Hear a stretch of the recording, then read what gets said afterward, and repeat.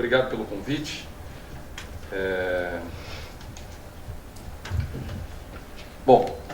Acho que a Débora fez um excelente panorama aí do estágio atual dos mecanismos da política de financiamento no setor e do funcionamento geral do setor. Eu queria compartilhar com vocês o fato de que, no decorrer dessa semana,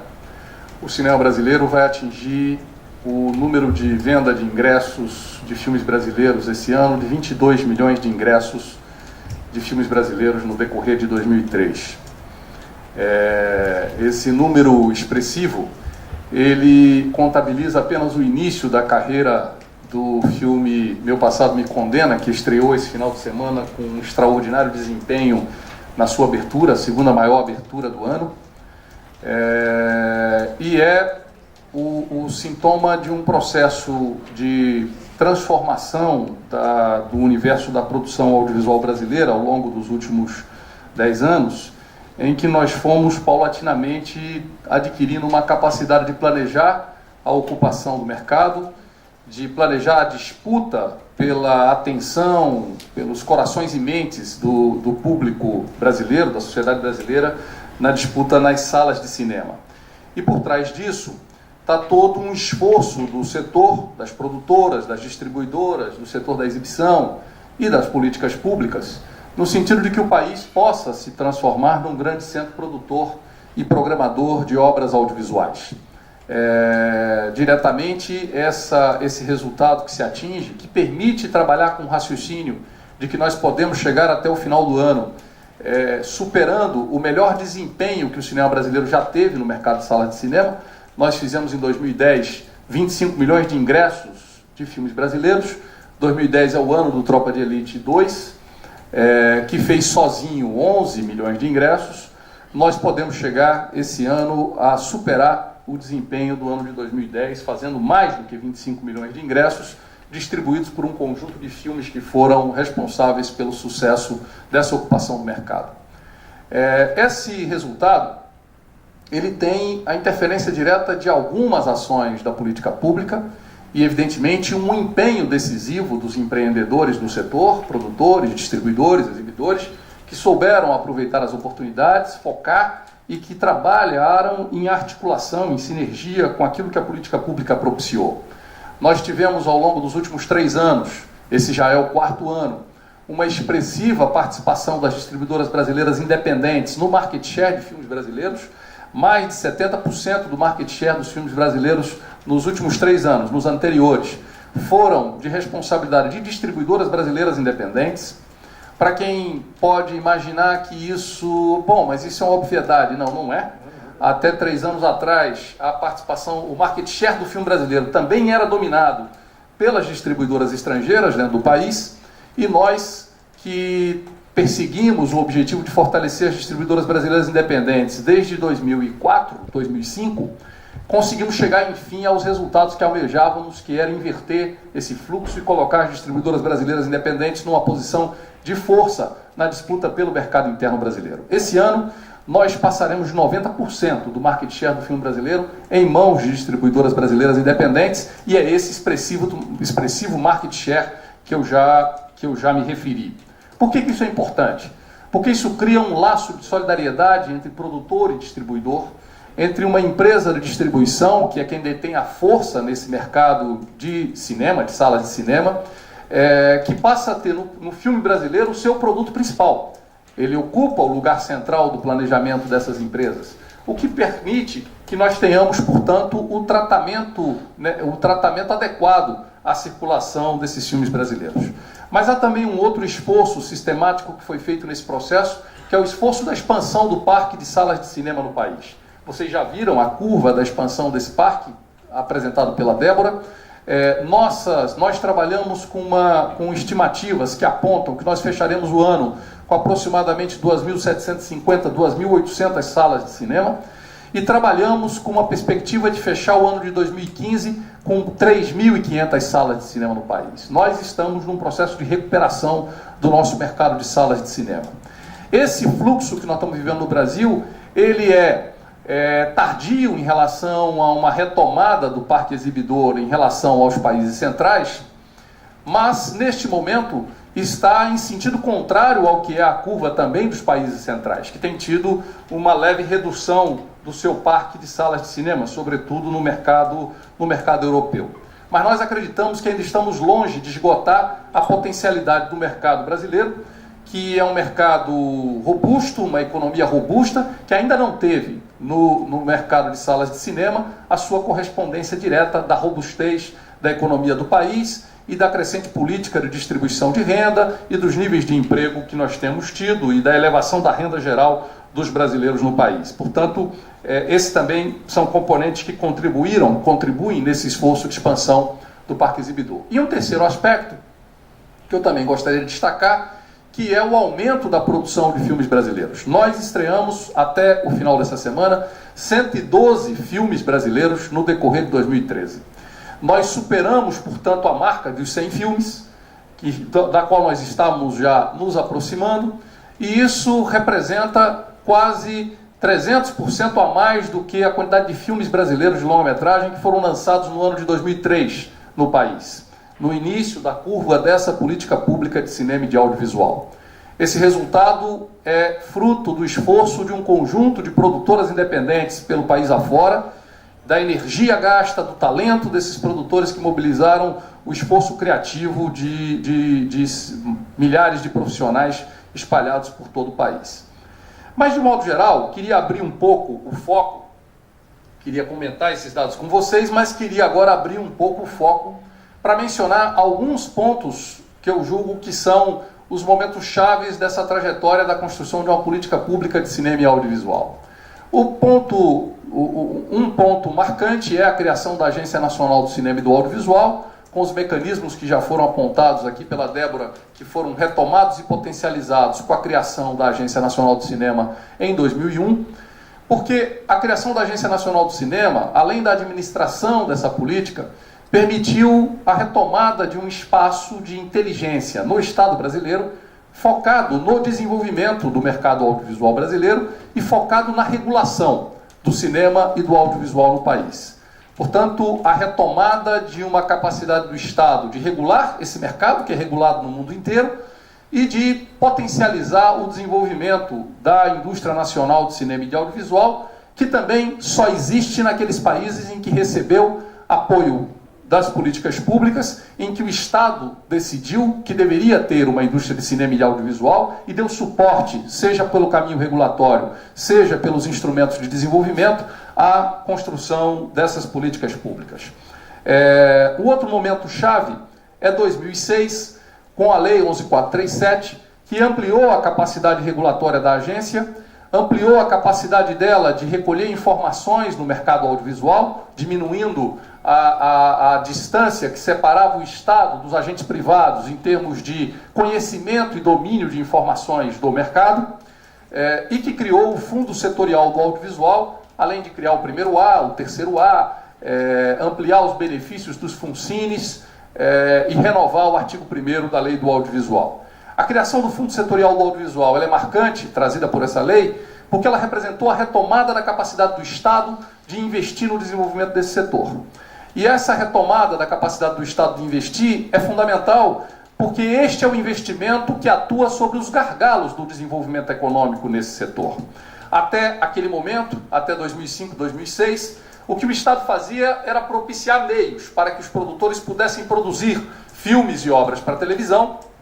sem que fosse capaz de atuar sobre os gargalos do desenvolvimento econômico.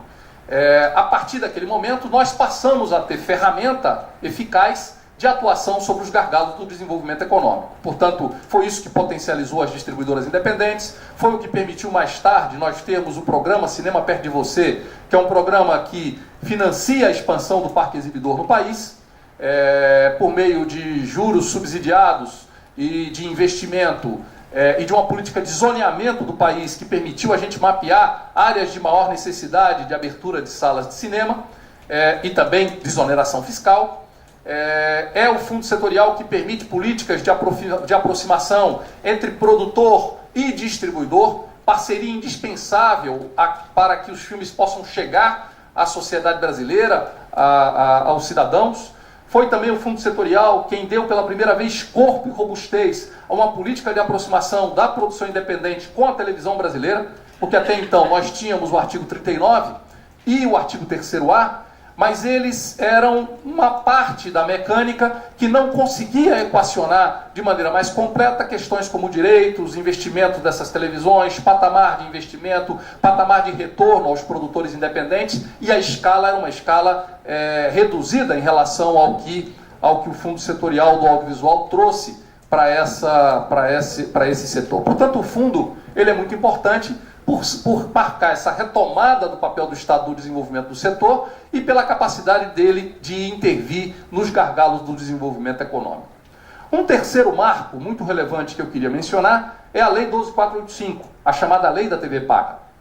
Essa nós perseguimos de 2007 a 2011 no Congresso Nacional, no amplo debate sobre a convergência digital, debate decisivo para destravar a expansão dos serviços audiovisuais no Brasil, em particular do serviço de televisão por assinatura, mas também fundamental para dar rumo ao processo da convergência digital no Brasil. Essa transformação que o mercado já vinha realizando, que os agentes econômicos já realizavam, que já vinha ocorrendo no cotidiano das operações das empresas de telecomunicações e de comunicações no Brasil, mas que encontrava barreiras efetivas no marco regulatório daquele momento. A Lei 12.485 removeu as barreiras regulatórias que haviam para a expansão dos serviços de televisão por assinatura, instituiu um conjunto de conceitos que permite a organização do ambiente da comunicação audiovisual no país e que permite a evolução desse ambiente diante da chegada de novos serviços audiovisuais que chegarão e seguirão chegando ao longo dos anos e que precisam estar recepcionados por um marco regulatório leve e abrangente,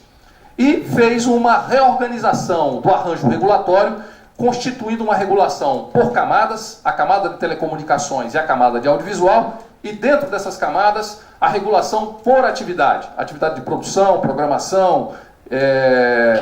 empacotamento e distribuição na televisão por assinatura.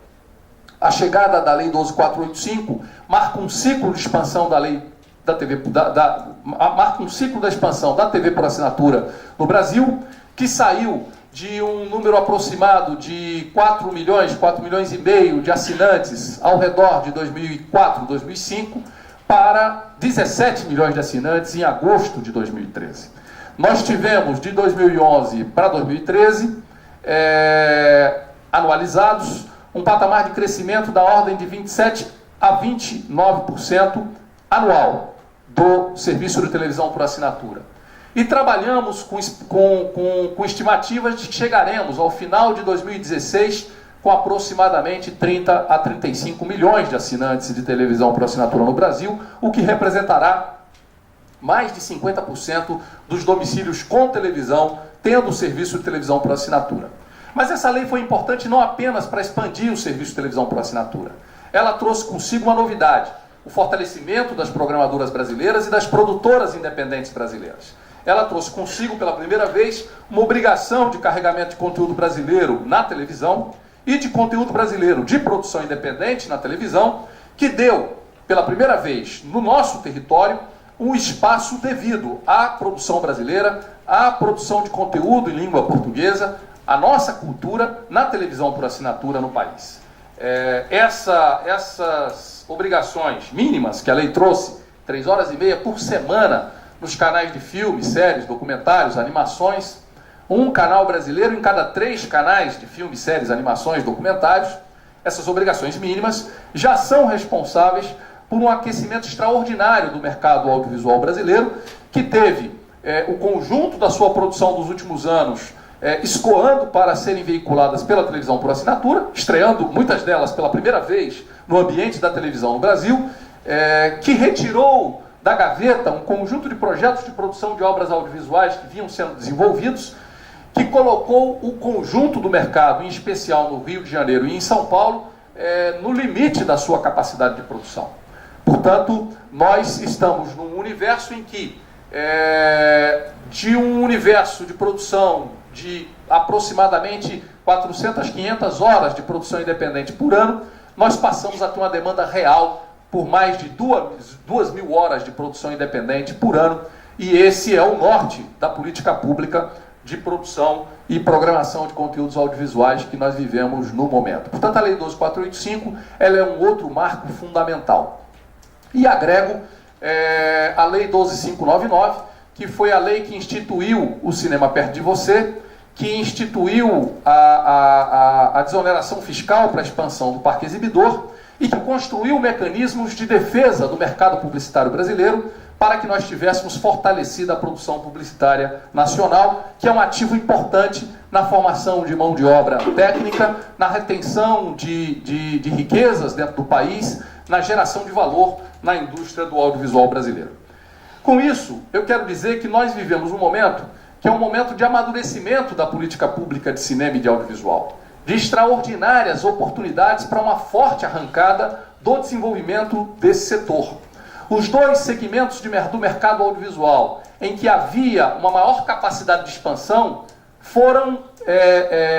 tratados ao longo desses anos pela pública e pelo conjunto dos agentes privados para que voltasse a um ritmo de expansão. Mercado de salas de cinema crescendo a um ritmo de 8%, 9% ao ano, e o mercado de televisão por assinatura, que cresceu, como eu já disse, nesses últimos 2 anos, a um patamar de aproximadamente 27%, 28% ao ano. Mesmo que haja uma pequena redução no ritmo da expansão do serviço de televisão por assinatura, nós trabalhamos num horizonte que é de continuidade da expansão desses dois serviços audiovisuais, que ao lado da televisão aberta, que mantém a sua robustez, representa o principal da prestação dos serviços audiovisuais no país. Nós estamos num momento de início dos serviços de vídeo por demanda, que nós acreditamos vai crescer expressivamente ao longo dos próximos anos, junto com a expansão da banda larga. Temos ainda um mercado relevante de DVD no país, embora ele viva uma crise de transformação tecnológica e uma crise decorrente da pirataria. E temos uma atuação expressiva tanto no ambiente da produção publicitária brasileira, quanto temos uma presença significativa na indústria de jogos eletrônicos, para a qual nós precisamos ainda desenvolver política pública de maior robustez. E quero concluir dizendo que todo esse acúmulo alcançado ao longo dos últimos anos exigiu e, ao mesmo tempo, nos permitiu construir pela primeira vez um planejamento de longo prazo para o setor audiovisual brasileiro. É um planejamento para 10 anos, o que para nós, na nossa tradição de planejamento, é longo prazo. Na verdade, não é longo prazo no mundo, é médio prazo. Mas na nossa tradição é larguíssimo prazo,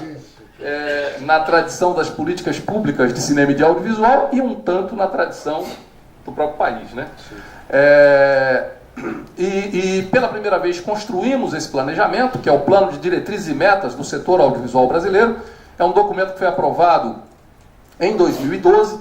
documento disponível para consulta, construído pelo Conselho Superior do Cinema, aprovado por unanimidade pelo conjunto dos setores da indústria audiovisual brasileira, o que significa que é um esforço de pactuação amplo dentro desta indústria, que tem tantas contradições e tantos conflitos internos, no sentido de fazer do Brasil um grande centro produtor e programador de conteúdos audiovisuais brasileiros. Esse plano de diretrizes e metas, ele norteia a ação da Agência Nacional do Cinema, do Ministério da Cultura, portanto do Poder Público, e orienta também a ação dos agentes privados, que tem nele uma referência de para onde caminha a política pública e quais são as ações e as metas que nós perseguimos no desenvolvimento desse setor. Portanto, eram essas as contribuições que eu queria apresentar aqui, as reflexões nesse setor da economia da cultura, a economia do audiovisual, na qual nós temos avançado expressivamente ao longo dos últimos anos. Obrigado.